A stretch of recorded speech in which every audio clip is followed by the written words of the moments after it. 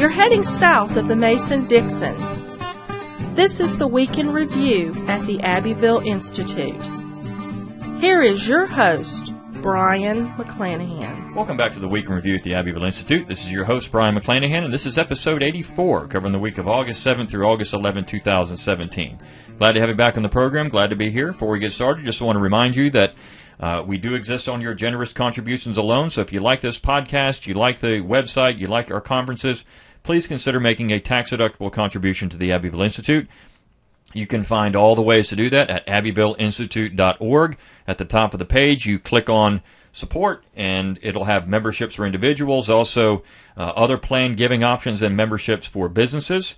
And we do have monthly and yearly or annual options. You can donate as little as $3 a month or $25 a year if you're a student, or $5 a month or $50 a year if you are not a student. And again, all of that is available at abbevilleinstitute.org. Also, if you go to abbevilleinstitute.org, you can give us an email address and we'll give you a free ebook, Kirkpatrick Sale's Emancipation Hell, and that'll put you on our email list, and you will get our Daily Dose of Dixie Monday through Friday and our weekly Week in Review email either on Saturday or Sunday, and that includes a link to this podcast. Also, we want to remind you that if you do like this podcast, you can share it around on social media. We would appreciate it if you do that. And you can find us on social media on Facebook. You can find us at Abbeville INST on Facebook. So you can like us there. You can follow us on Twitter, Abbeville INST. And you can subscribe to our YouTube page where we do put our videos of our conferences and our podcast. Also, all the audio files from our most recent summer school at Seabrook Island, South Carolina, our 15th annual summer school, are now available on the website. If you go to the website at the top of the page, it'll have audio. You click on that, and it has not only a section for the podcast, but also a section for our audio files, and you can search by summer school or conference, and you can find the audio files for our most recent conference at Seabrook Island. So all of that stuff is there. Please use those things. Again, all these things are free. All the things we put on the website are free. So if you do like what we do, a tax-deductible contribution would help us keep all of those things free for everyone to use. And our website has become a real depository of Southern thought on the web. So it's definitely a place to go to if you're looking for any information on Southern culture, politics, literature, those type of things. So please utilize those services that we have for free. And, again, share them around on social media. Okay, so we had a really good week at the Institute. We did have one section, or at least one piece this week was from our summer school, and then we had a few other pieces that deal with some of the pressing issues of the day. But all of this, I think, is within the context of the South as a minority section. And that's something that when I get to the piece that I wrote on Thursday about John C. Calhoun, it was actually brought up by William Lowndes Yancey. And so we had a book review on a book about William Lowndes Yancey on Tuesday. But that's something that is often lost in all of the things, the negative things that are said about Calhoun or the South, and not understanding why Calhoun was insistent on the positions that he took by the 1830s and 40s, because Calhoun could see the writing on the wall in terms of what was going to happen to the South, what was going to happen to the South as a sectional minority, and he was certainly interested, and he knew well that one of the things you had to do with a written constitution, or one of the benefits of a written constitution, was theoretic protection of minorities. And so here we are in a situation where this particular issue is brought up. You know, we have political minorities, religious minorities, racial minorities, cultural minorities. And so this is why Calhoun is still studied all over the world. He's studied all over the world because people look at his concurrent majority as a means to understand how can a political minority, for whatever reason, be protected in a majoritarian system. And so that's where Calhoun is definitely worthy of study in this particular regard. And so we'll talk about that. But the first thing we did on Monday, we actually ran a couple of poems by Catherine Savage Brosman. And both of these poems were presented at the Abbeville Institute Summer School. And it was under the title, the two poems are under the title Rich Hours, because they describe Louisiana and the environment around Louisiana. One was published in 2012 by Mercer University Press. The other one is also published by Mercer University Press, but in 2017. It's from a forthcoming collection of poetry. And so Dr. Brossman was the poetry editor for Chronicles magazine for years, and I think she still is. And she did teach literature at Tulane University in Louisiana. So she's not from Louisiana originally, from Colorado, but has very much admired the South and the Southern environment. And I think that's something that's lost oftentimes in what we try to do at the Institute. And part of that is respect for, when we talk about agrarianism, it's respect for nature and the environment and being good stewards of those things, understanding the beauty of the land and nature, not in the way that oftentimes the modern environmentalists look at it as kind of almost a religious communistic ritual, but in the way that as Southerners often look at it is these things were given by God and they need to be protected and admired for what they are, as Southerners are part of a bigger picture, and that bigger picture is Christian civilization and being good Christian stewards of the land and the environment and enjoying those things and enjoying this divine beauty that's around us. And so Southerners from the beginning, if you look at Southern literature and how they started describing the New World, oftentimes, and I've said this on the podcast before, but if you look at how Northerners viewed the world when they first arrived in North America, it was dark and foreboding. They had this view of it as very grim, but Southerners looked at it as an opportunity. Now, some would say, well, this is only because they were trying to sell seats on ships to come over to the New World. But when the economy actually began to improve, now, of course, Jamestown went through a very tough period of time, but when the economy began to improve, they looked at this as drastically different. And even when I on my own podcast, I talked about a really interesting little book about the expedition to supply Jamestown that was that almost failed, and the one of these ships was shipwrecked on Bermuda, and how they looked at the world there. I mean, this was a very plentiful place. A lot of them wanted to stay because they saw this area as a place that could be used. It was rich. It was full of wildlife and natural beauty, and not just that, things that you could sustain life with. And so I think Southerners had a much more optimistic view of not only the environment that was around them, but also what they could do with it than Northerners. It wasn't just a place to be tolerated. It was a place to be used and enjoyed for whatever way you wanted, whether it was economics or just the natural beauty of it all. So I think that oftentimes we miss that in our understanding of Northern and Southern literature. And there is a drastic difference in that particular way in that view of nature and society. And so when you talk about modern environmentalism, I mean, all of this was in many ways born in the South and their understanding of man's relationship with the environment. Now, it's taken on an entirely different tone, and I know people would say, what about Walden there? What about Thoreau and Walden? Because so many 1960s environmentalists took on that as their, Walden Pond as their model. But when you look at, say, the agrarians, the Southern agrarians, the I'll Take My Stand group, I mean, these people are talking about the environment. That's what it is. It's nothing else.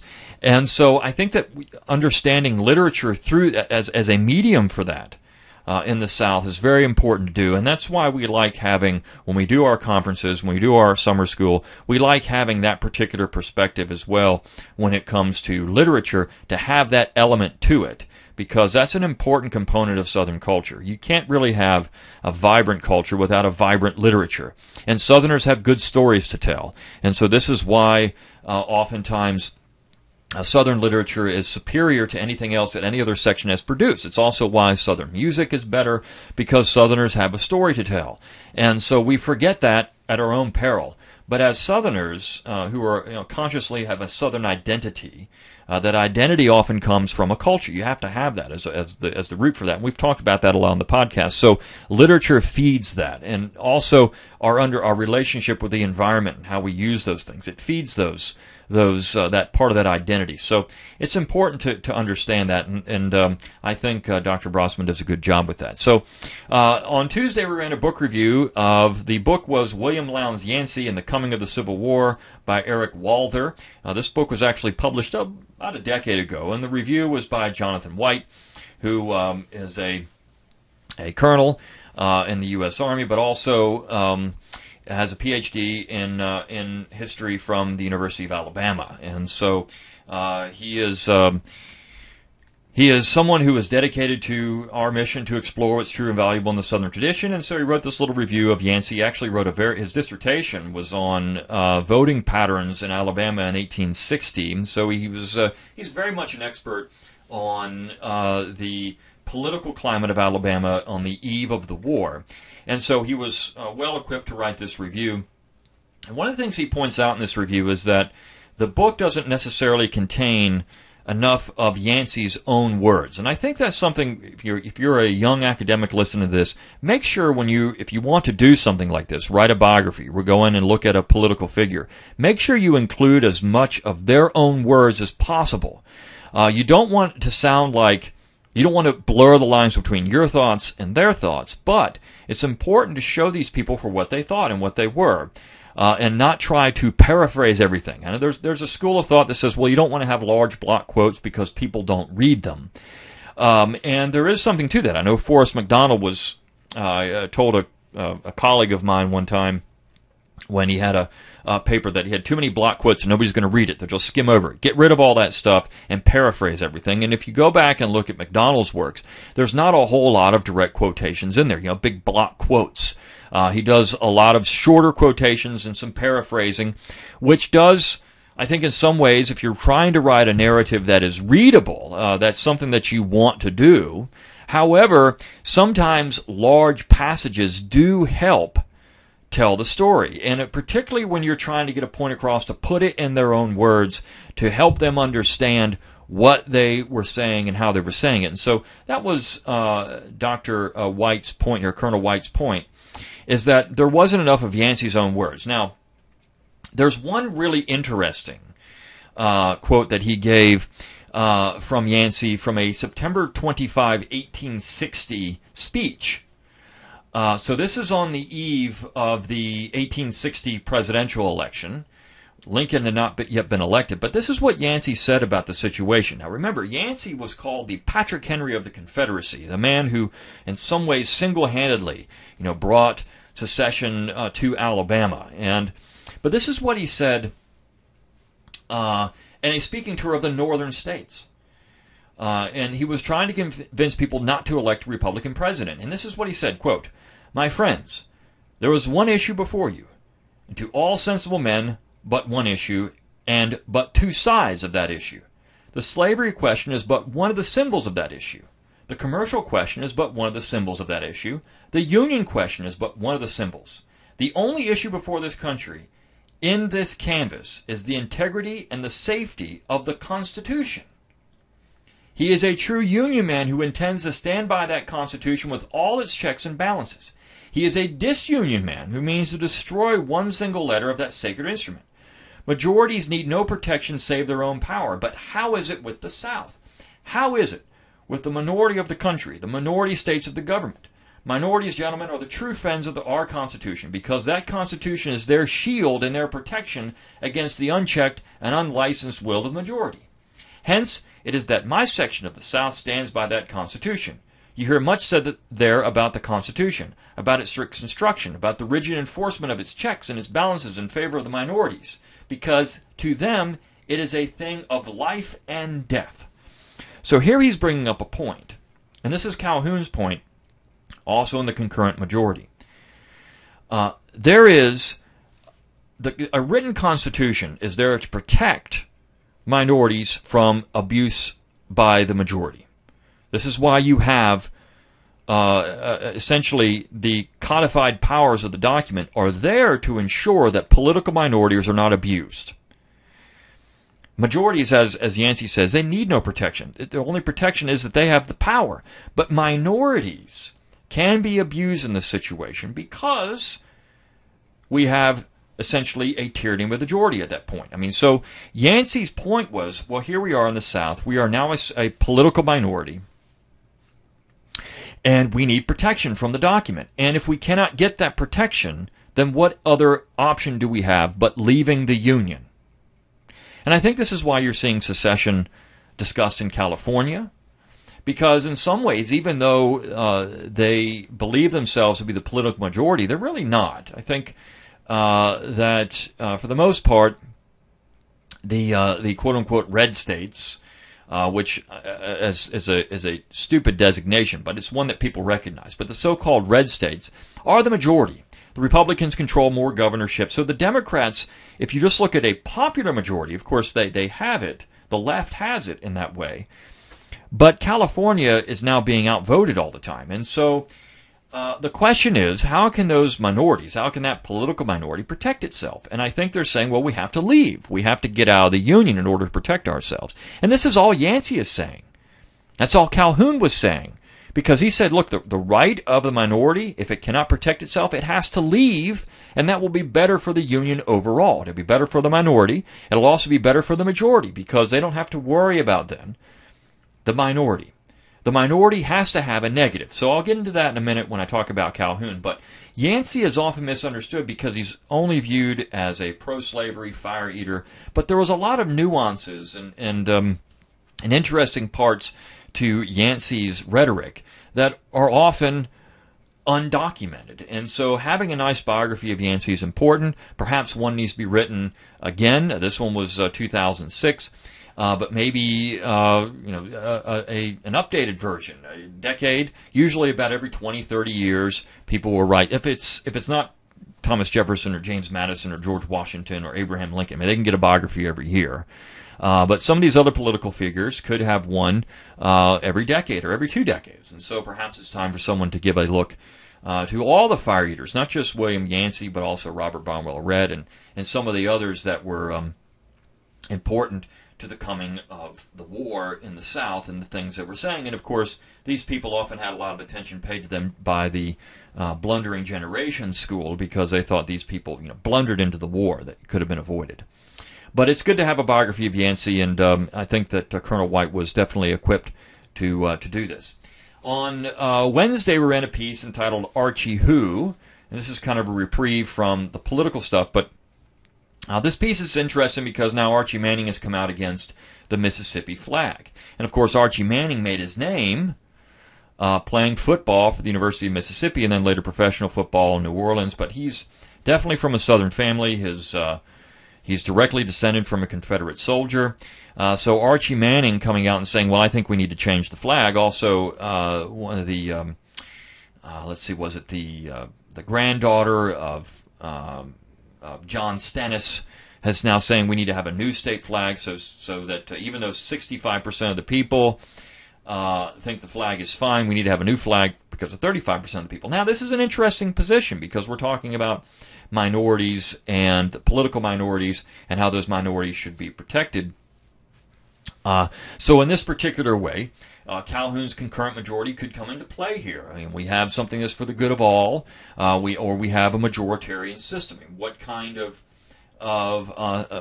of situation are we going to have? But overall, the point of this particular piece was that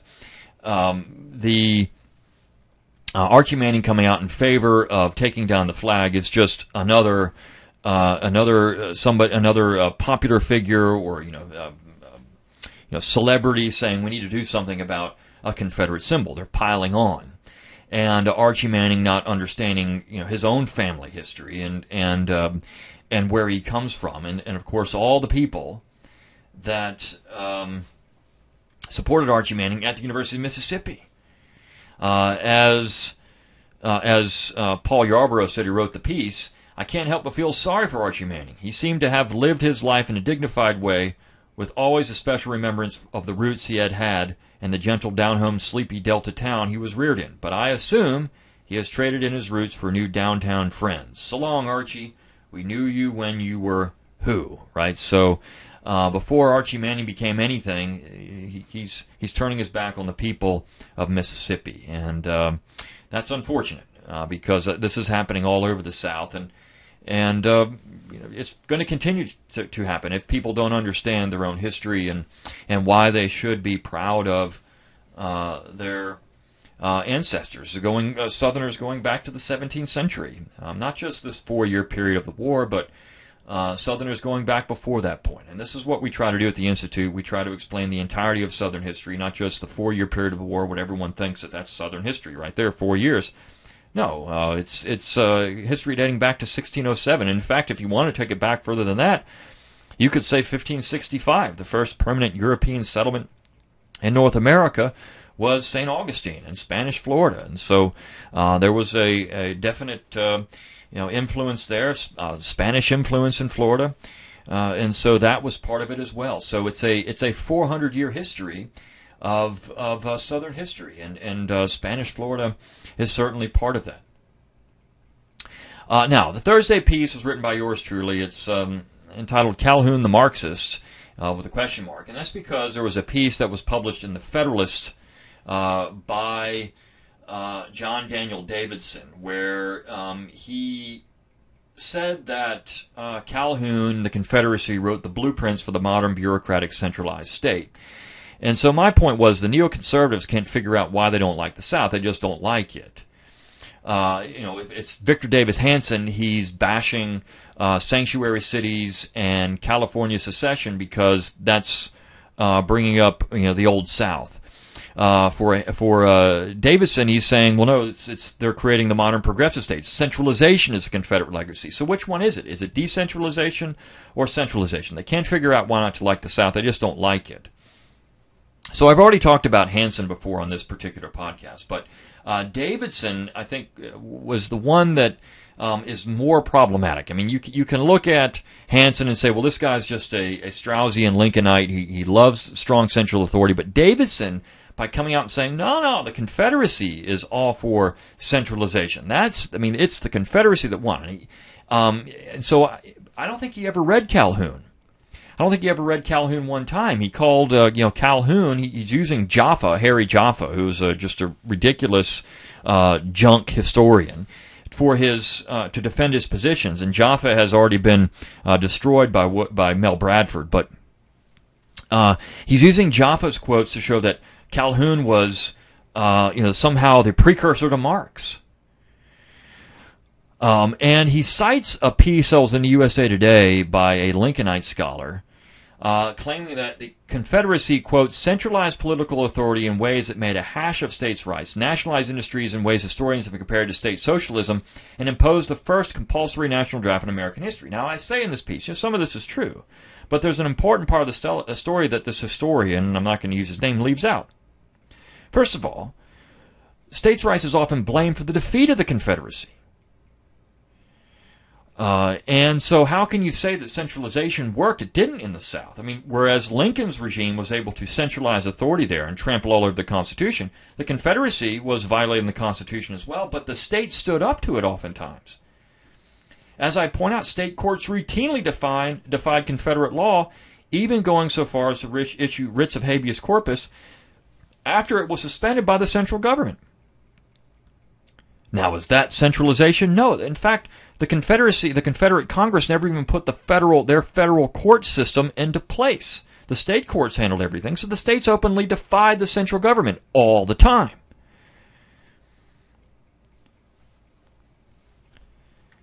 So this is a half-truth in what he's saying. It's also clear, as I say, that Davidson has never read Calhoun. Calhoun was called the Marx of the Master Class by Richard Hofstadter in 1948, but it's not meant as a critique. Hofstadter thought Calhoun was a serious scholar, a thoughtful person. He calls him actually the last American statesman philosopher. But Jaffa distorted that label. And so did Davidson. Now, one other thing they said, that Davison said, is that Calhoun's positions are based on, quote, the junk pseudoscience of racial inequality and Darwinism. But he never even mentioned. First of all, Calhoun was writing before Darwin was even publishing anything. So how can it be Darwinism when Darwin hadn't even written anything yet? But he never even mentions race in the disquisition at all. The disquisition on government, which is what this piece is all about. He mentions the concurrent majorities. Calhoun did not believe that all men are equal, but neither did any conservative from time immemorial to the 1970s. If this is the case, if that's junk pseudoscience, then Russell Kirk and other giants of American post-World War II conservative thought should be held in contempt. They liked Calhoun. Now, Davison also claims that Calhoun's concurrent majority was intended to, quote, circumvent the forms and restrictions of the Constitution so the government can do things that they think need to be done. But this is simply not true. What Calhoun was worried about is numerical majorities from crushing minorities. And this was important. This is why the concurrent, just why Calhoun came up with this. He looked at the Constitution and said, well, yeah, a written Constitution is good because theoretically the checks and balances, it can protect minorities from being harmed by the tyranny of the majority. But the problem is there's no mechanism in the Constitution. There's no mechanism in the 10th Amendment. There's no teeth. There's no teeth in it that would allow anyone to do this. So he came up with a concurrent majority to do that. And he said, look, what we need to do is ensure that there's a negative, some way. You can call it nullification, you can call it, stated, you can call it whatever you want. You can have secession, whatever you want, but there has to be a negative because every piece of legislation should benefit and burden the entire Union equally. If it doesn't do that, then you don't have good legislation. That was Calhoun's point entirely, and this is something that Davison misses. And so this is problematic for Davison. He does, like I said, I don't think he ever even read the disquisition. Calhoun certainly was against mob rule, but so was every other conservative until the 1970s. I say, as Calhoun pointed out in the disquisition, the end result of the majoritarian system will be the constant scrambling for the spoils of power by two factions and the destruction of the written Constitution. Each side would retreat to the shield of that Constitution, and actually Yancey used that term when it was out of power, but would ignore it while wielding the reins. Calhoun has been proven entirely correct. This is what we have. This is why people in America are so angry, because we have a top-down structure with majoritarian systems, and there's no negative for the minority. So when these attacks come out against Calhoun, oftentimes people don't even know what Calhoun said. They just look at Samuel Flagg Bemis, the cast iron man, the defender of slavery with his hair all wild and Calhoun dying from tuberculosis. That's what they look at. They don't see Calhoun as a serious scholar, which at least Richard Hofstadter was willing to do. So was John F. Kennedy. They looked at him as a serious scholar, a serious statesman, philosopher. But these people, he's just a caricature of something else, and that's a real problem with the quote-unquote right, if these people really aren't even on the right, really, I don't think. So Calhoun is under attack. I actually saw, all kinds of people are, not just the Confederate statues, but Calhoun's under attack, Jefferson's under attack, Washington's under attack.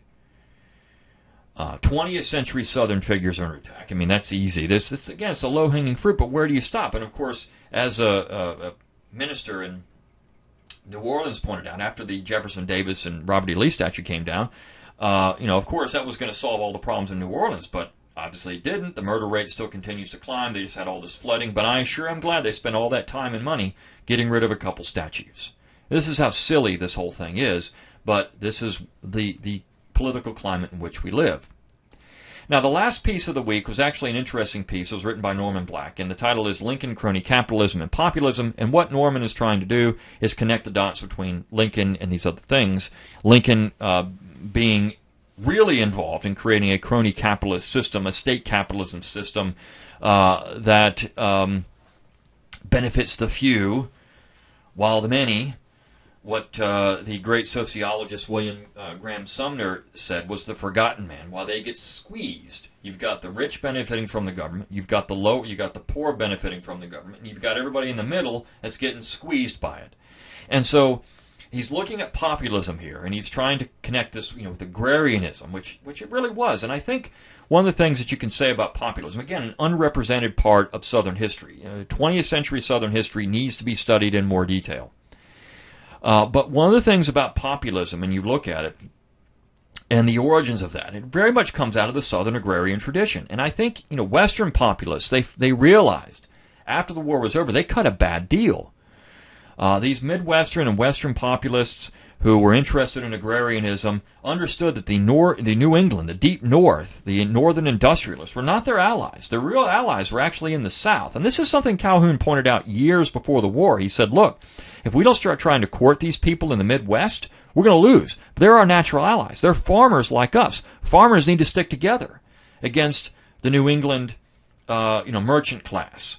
George Mason pointed this out in the Philadelphia Convention, and this is why he wanted to have an amendment at one point in the Virginia Ratifying Convention that would have prevented what they called navigation laws, so that the South couldn't have been harmed by New England.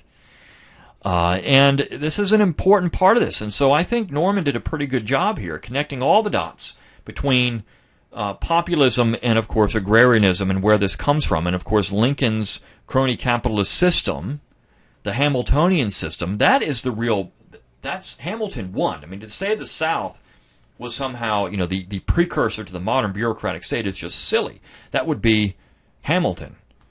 That would be Hamilton's economic system. And, of course, people are going to say, well, Hamilton's economic system is great. It's brought the United States tremendous wealth and prosperity. But at the expense of what? And we're living in that. The critique of this, it's very important. We're living in that period of time. And so people are critiquing it based on a Jeffersonian understanding of American political economy. They just don't realize that oftentimes. So I really like this piece. But that said, I mean, when you're looking at all of these things, you're looking at the warfare state, which is the modern state, you're looking at the agrarian critique, you're looking at Southern culture and identity, you're looking at political minorities and how to protect them. The South had the answer for a lot of these things, but because the South is so disparaged and so looked down on, it's just knee-jerk reaction. Well, it's Calhoun, he's bad. It's the Confederacy, it's bad. It's a Southern literary figure, they're bad. It's a Southern political figure in the 20th century, they're bad. We can't take anything out of these people. There's nothing good about them. And so this is a real problem in American history and also contemporary American society. And I think if we can start having a real conversation, but it's going to take a much larger effort to educate. And again, this is why we're here. And if you do like what we're doing, consider a tax-deductible contribution to the Institute. Until next time. Good day.